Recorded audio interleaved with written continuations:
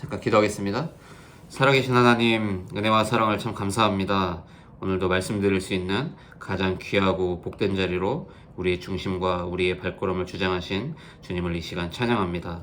오늘도 말씀을 전하고 듣는 모두에게 주의 성령으로 충만하게 역사해 주시어서 하나님이 원하시는 말씀만이 이 시간 대언되어지고 또 정확히 그 말씀을 붙잡고 우리의 삶 속에 응답되어지는 축복의 시간이 되게 하실 줄로 확신합니다. 오늘 여러 가지 사정이 있어서 이 시간 함께하지 못하지만 또 녹음과 녹화로 이 말씀을 함께 듣는 우리 모든 이들에게 어디에 있든지 간에 하나님 동일한 은혜와 축복으로 함께해 주시어서 그들이 가는 모든 발걸음 속에 하나님의 나라가 임하고 또 주님의 나라가 확장되는 증인의 인생을 살아갈 수 있도록 인도하시고 역사하여 주옵소서.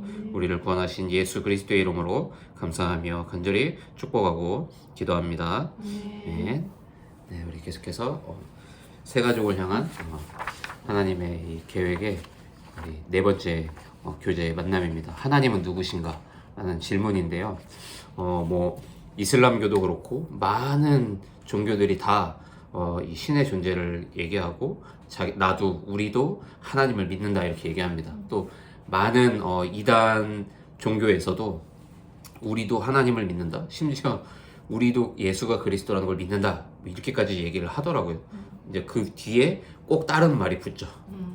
하지만 지금 이 시대의 그리스도는 나다 이렇게 얘기하는 사람들도 있고, 그 다음에 그때에는 예수가 그리스도였지만 이제는 시대가 변해서 시대에 맞게끔 이런 것들이 변화된다 이렇게 주장하는 그런 이단 교리들도 많이 있습니다. 또 제가 유튜브를 보니까 이렇게 정식적으로 이렇게 교역자의 자격을 갖추지 않은 청년인데 막 전 세계를 돌아다니면서 이렇게 퇴마하듯이 예수 그리스도 이름으로 명하노니 해갖고 막 귀신 쫓아내고 막 이런 청년이 있는데 구독자 수가 어마어마해요. 그리고 막 실제로 맞아요. 그 사람을 막 찬양하고 막 별의별 일들이 다 있더라고요. 그래서 다들 하나님을 믿는다고 말하지만 사실은 저는 이게 굉장히 중요한 부분이라고 보는데요. 살아계신 그 창조주 하나님이 누구인지 우리가 알아야 하고 우리가 그분을 만나야 하고 우리가 그분의 자녀로서 우리의 나머지 인생을 살아가는 것이 굉장히 중요합니다. 우리 성경을 보면 구약에 우리 욥기서가 나오잖아요. 욥기서를 두고 굉장히 분분한 의견들이 분분해요. 누구는 이렇게 해석하고 또 누구는 이렇게 강해 설교를 하고 많은 의견들이 있지만 이 성경 전체의 주제의 그 맥락으로 정확하게 이렇게 개혁주의적인 올바른 이 복음관으로 이 욥기서를 살펴보면 우리가 거기에서 굉장히 중요한 사실 하나를 발견할 수가 있어요. 예를 들면 우리 초원이 들어봤는지 모르겠는데 욥이라는 사람이 동방의 의인이라고 불렸는데 자식이 다 죽고 마누라는 막 너는 네 하나님하고 나가 뒤져라 막 욕하면서 막 집을 나가기도 하고 온 재산과 다 뺏긴 거예요. 그 정도로 욥의 인생이 굉장히 극을 칩니다. 근데 나중에는 그 모든 재산과 오히려 하나님이 더 많은 것으로 축복하시고 이제 채워주시거든요. 혹자들은 그 욥의 인생을 보면서 욥이 그래도 끝까지 하나님을 믿고 잘 견뎌냈더니 그렇게 된 것이다 이런 얘기들을 많이 하거든요. 그런데 사실은 정확한 이 복음의 관점으로 욥의 인생의 그 전과 후를 나눌 때 사실은 이렇게 보는 것이 맞아요. 뭐냐면 욥이 이전에 찾았던 그 하나님은 많은 불특정 다수의 그 종교들이 찾던 그 전능하신 하나님을 욥도 바라봤어요, 사실은. 근데 나중에 욥이 이런 고백을 이렇게 바꾸죠. 살아계신 하나님, 여호와 하나님이라고 욥이 하나님을 부르는 그 명칭이 바뀌어요. 즉 뭘 얘기하고 있는 겁니까? 창세기부터 쭉 기록되어 오던 그 구약 안에서 그 욥의 인생을 딱 하나님이 이 구약이라고 하는 이 정경에 욥기서를 딱 담아두시면서 결국은 오실 메시아, 그 창세기 3장 15절에 그 여인의 후손으로 오실 그 약속을 회복한 욥에게 당연히 회복되어지는 이런 일들을 욥의 인생을 통해서 사실은 보여주시는 겁니다. 그래서 우리가 정확히 알아야 돼요. 예를 들면 제가 봤을 때 저는 좀 그런 부분들이 조금 좀 조심해야겠다라는 생각을 해요. 저도 이제 춤을 좋아하는 사람이고 댄서고 하다 보니까 예를 들면 춤추는 사람들이 춤을 추면서 하나님을 느낀다? 이 굉장히 멋있는 말이잖아요, 사실은. 근데 제가 봤을 때는 굉장히 그게 위험한 말입니다. 그 말이. 왜냐면 그게 하나님이 아닐 수도 있거든요. 그러니까 우리가 하나님이 누구인지를 정확히 알고 그 다음에 내가 하는 어떤 예술의 모든 행위, 나의 모든 삶의 모든 내가 행하고 살아가는 나의 모든 일상이 그래야 하나님과 함께하는 축복을 정확히 누리게 되고 하나님이 나를 위해서 계획하시고 예비하신 그 축복의 여정을 그때부터 실제로 갈 수 있게 되는 거예요. 그래서 뭐 여러 가지 뭐 경제적인 어려움도 있을 수 있고 뭐 문이 막힐 수도 있고 왜 나는 하나님 자녀가 됐는데도 이렇게 자꾸 문이 막히지? 하나님 모르는 사람들은 사업도 더 잘 되고 뭐 막힘없이 어쩌면 그렇게 흔히 말하는 운이 그렇게 좋아서 뭐 전혀 걸리적거리는 거 없이 잘 가는데 하나님 자녀인 나와 우리 가정은 왜 이렇게 힘들지? 우리 이렇게 반문할 수 있지만 사실 하나님 편에서 보실 때는 우리에게 가장 안전한 길로 지금 안내하고 있는 그 과정일 뿐이라고 저는 믿고 있습니다. 그래서 성경이 말하는 이 정확한 살아계신 하나님이 누구이신지를 우리가 알아야 되는데요. 성경 66권을 통해서 하나님은 자기 자신을 우리에게 계시해 주셨어요. 그 대표적으로 딱 네 글자로 우리가 쓸 수 있는데 그게 바로 그리스도예요. 그러니까 구약을 우리는 흔히 이렇게 얘기합니다. 그림자 언약이라고. 오실 메시아를 그 약속만 붙잡고 계속해서 짐승의 피를 잡아서 제사 드리고 예배해도 그때 당시에는 죄사함도 받고 구원받을 수 있었죠. 근데 예수님이 실제로 그 약속하신 그대로 동정녀 마리아의 몸을 입고 이 땅에 오셔서 죽고 부활해 주신 이 복음의 능력으로 우리로 하여금 이제 그림자 언약이 아닌 하나님의 약속의 실체가 되셔서 우리가 하나님을 정확히 알고 믿을 수 있도록 이 모든 일들을 다 완성해 놓으신 겁니다. 그래서 그리스도의 복음을 우리가 알면 알수록 우리의 입술에선 이런 고백이 나오는 것이 정상이어야 돼요. 정말로 그리스도를 통해서 하나님 만난 우리의 인생은 하나님이 완전히 책임지셨구나. 그리스도야말로 하나님이 우리에게 완벽하게 자기 자신을 계시해 주시고 나타내 주신 그 실체가 맞구나. 우리가 하나님을 제대로 알 때 내가 누구인지 알게 돼요. 그 제임스 패커라는 사람이 쓴 굉장히 유명한 책이 있어요. 기회가 되시면 꼭 한번 그 책을 사서 보시기를 권면해 드리고 싶어요. 하나님을 아는 지식이라는 책이 있습니다. 꼭 한번 읽어보십시오. 저 집에서 자주 꺼내서 저도 들여다보는데요. 하나님을 아는 지식이 우리가 쌓여가는 만큼 내가 누구인지 알게 되고 내가 무엇을 위해서 어떻게 살아가야 되는지 구체적인 내 인생의 방향이 설정되기 시작합니다. 그래서 하나님을 모르는데 제대로 모르는데 또 하나님과 소통하지 않는데 내가 하는 일과 사업이 잘 되고 내 인생이 승승장구한다? 주님이 보실 때는 가장 위기에 놓여 있는 사람이에요, 사실은. 그래서 한 살이라도 젊을 때 우리는 하나님을 더 알아야 되고 열정을 다해서 우리는 하나님 알기를 우리가 소원해야 돼요. 우리 인생 전체를 하나님은 예정하고 계시고 당신의 그 작정하심과 그 경륜 속에서 우리를 여전히 주의 종의 입술을 통해서 주시는 말씀으로 우리의 전 인생을 지금도 인도하고 계신 살아계신 하나님이시거든요. 하나님에 대해서 우리가 정확하게 알고 그분과 함께하는 축복을 누릴 때 정말로 내 인생에는요 가장 큰 만족이 늘 있게 돼요. 돈이 없으면 사실 불편하잖아요. 솔직히 말하면요. 네, 불편할 뿐이지 돈이 없어서 내가 죽을 것 같다? 뭐 이런 건 없어집니다. 또 살다 보면 뭐 사기 맞을 수도 있고 여러 가지 사업에 뭐 어려움도 있을 수 있고 물론 그럴 수 있죠.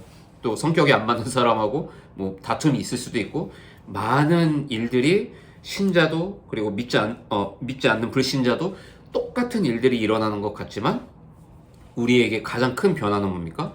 하나님과 함께하는 축복으로 내가 만족하고 자족하는 그 일체의 비결을 배우게 된다는 이 사실이에요. 세상이 줄 수 없는 평안이 우리에게 찾아옵니다.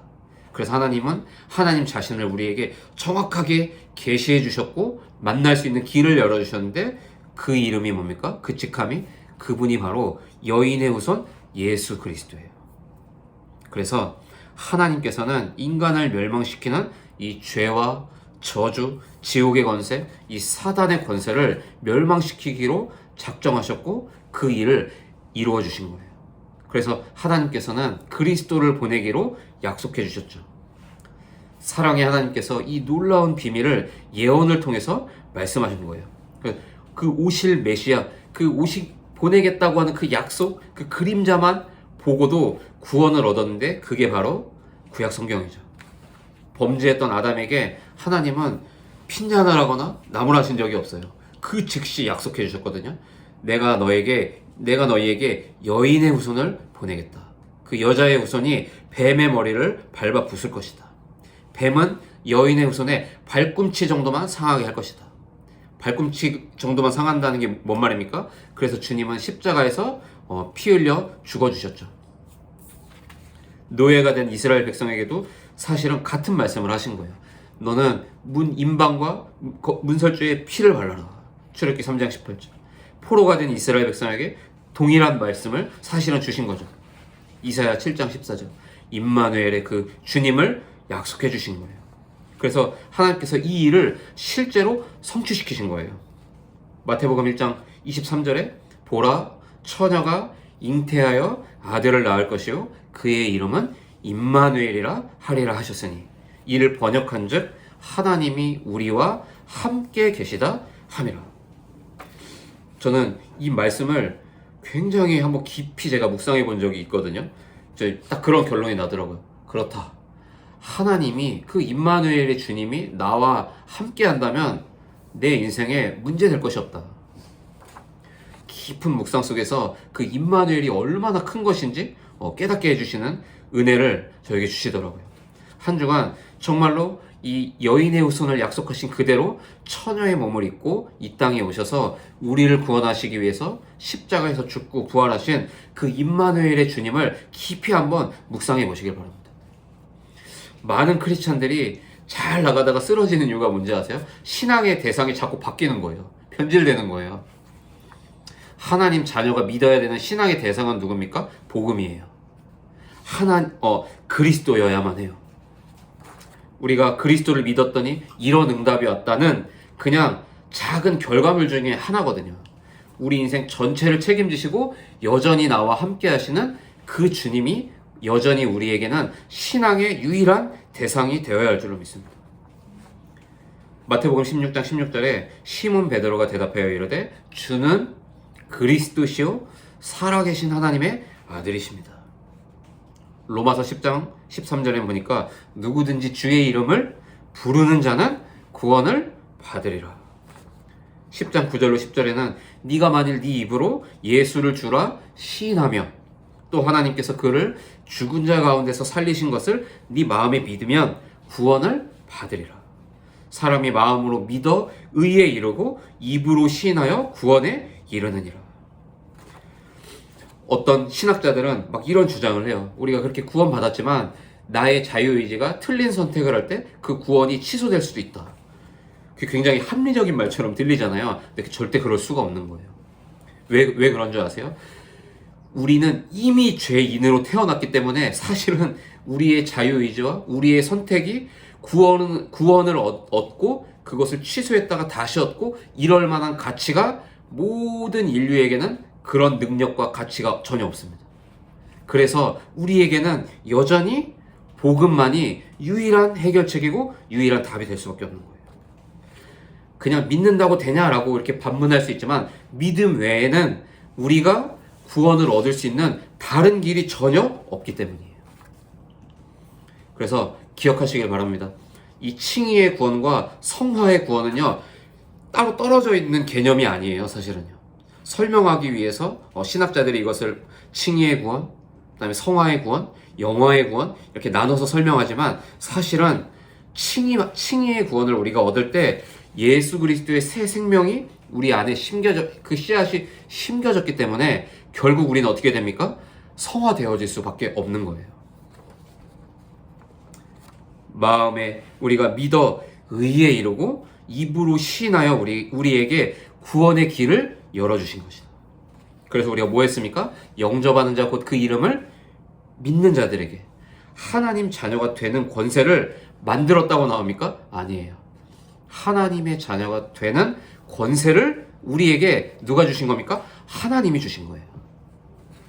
이 구원에 대한 정확한 기준을 우리가 잘 알고 있어야 됩니다. 고린도전서 12장 3절에는 그러므로 내가 너희에게 알리노니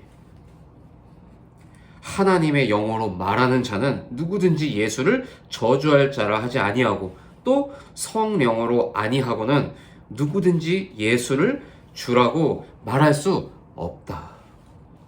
우리가 믿을 수 있는 것조차도 하나님이 주신 은혜요, 하나님이 우리에게 주신 선물입니다.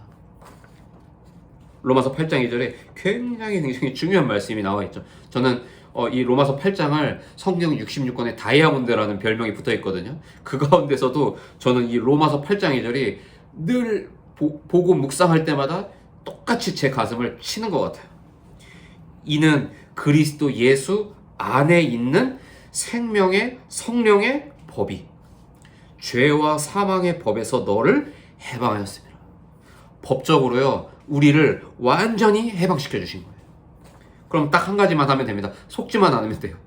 이미 법적으로 우리가 해방받았기 때문에 주님이 이 땅에 오셔서 십자가에서 죽고 부활하실 때 그 사단의 머리가 밟아 부서졌기 때문에 더 이상 법적으로 하나님 자녀된 우리의 신분을 바꿀 존재가 없어요.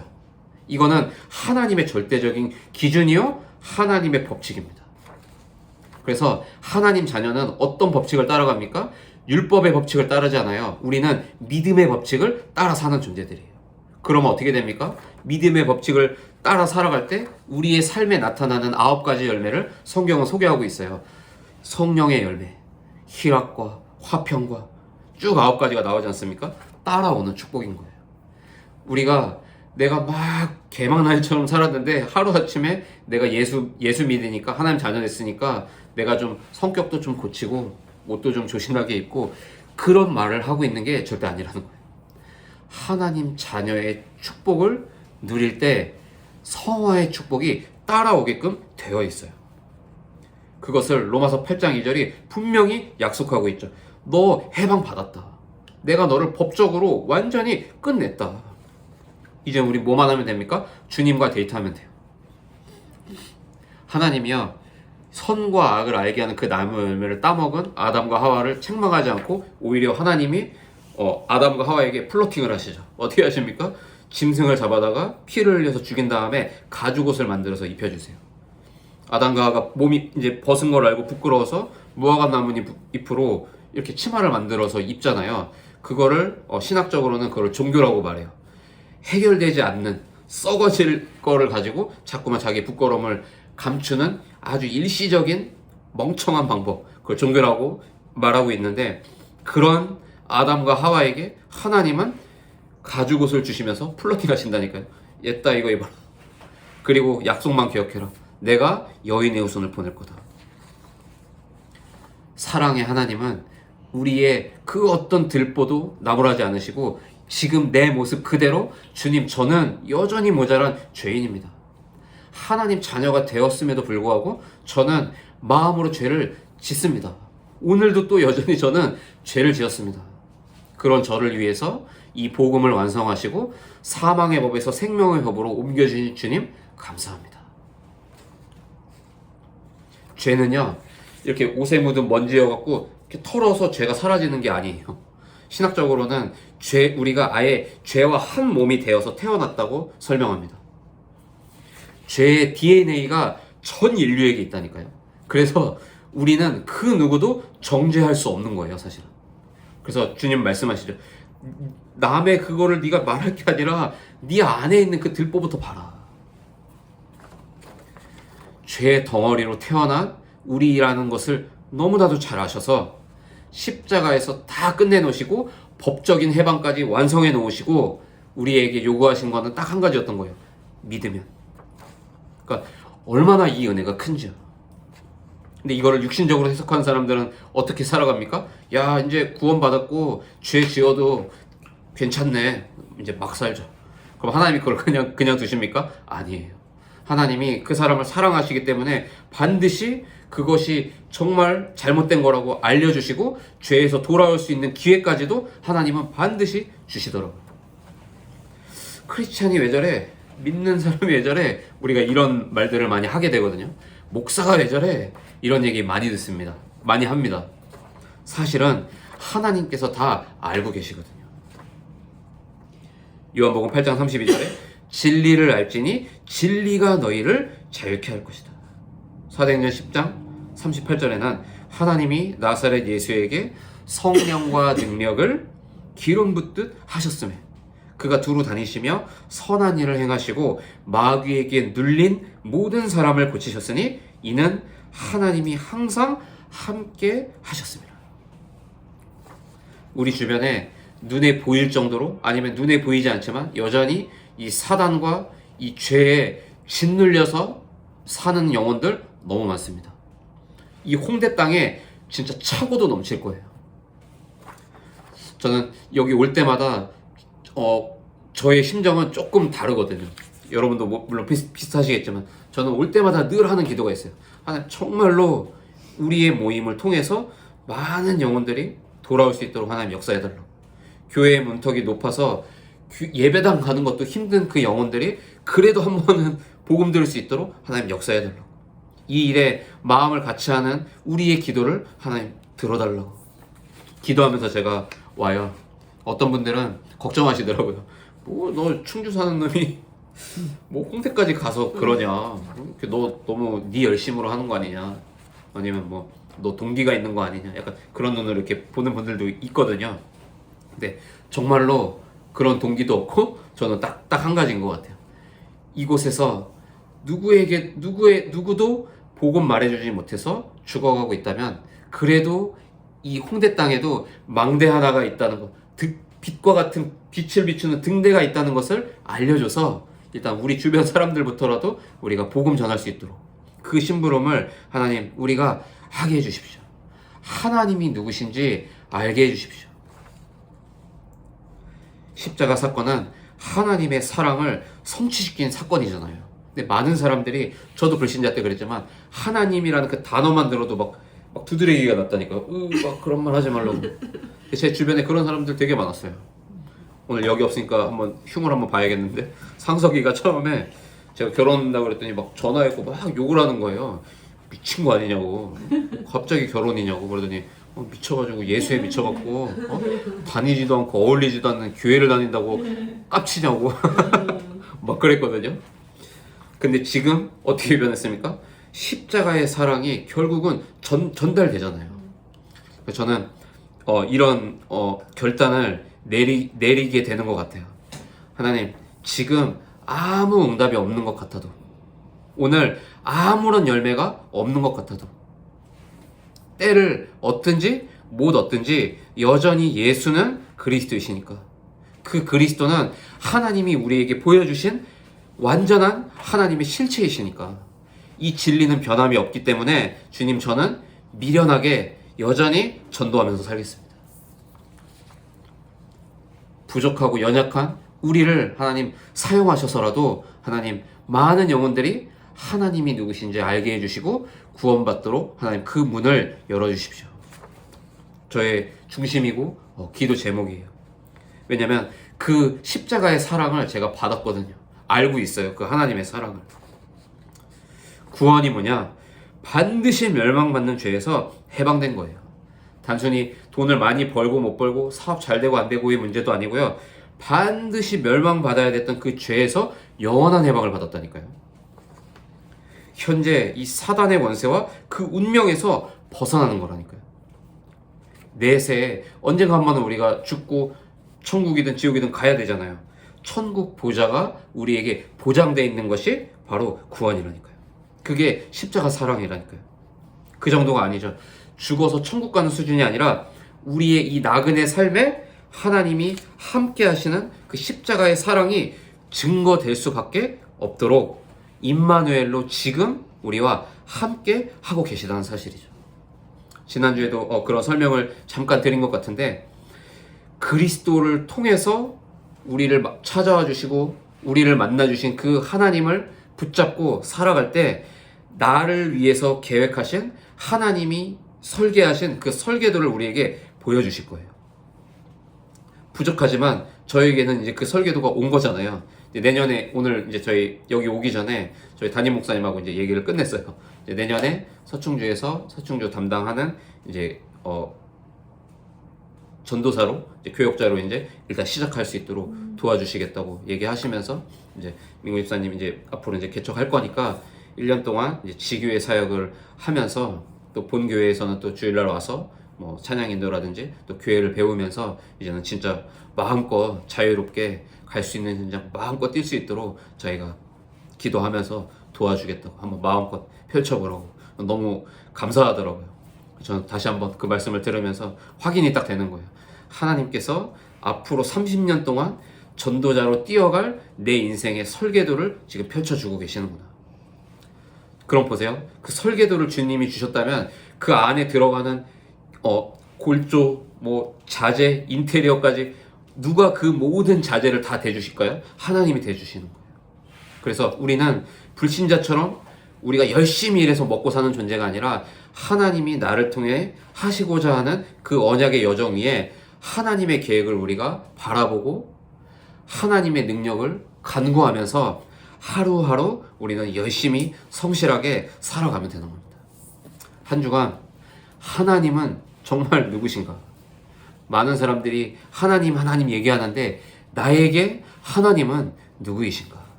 정말로 이 근원적인 질문을 통해서 하나님 자녀로서 나의 인생이 어떻게 인도받아야 되는지 그 분명한 언약의 여정이 출발되어지는 축복의 한 주가 되시기를 그리스도 이름으로 축원드립니다. 하나님의 은혜를 감사합니다.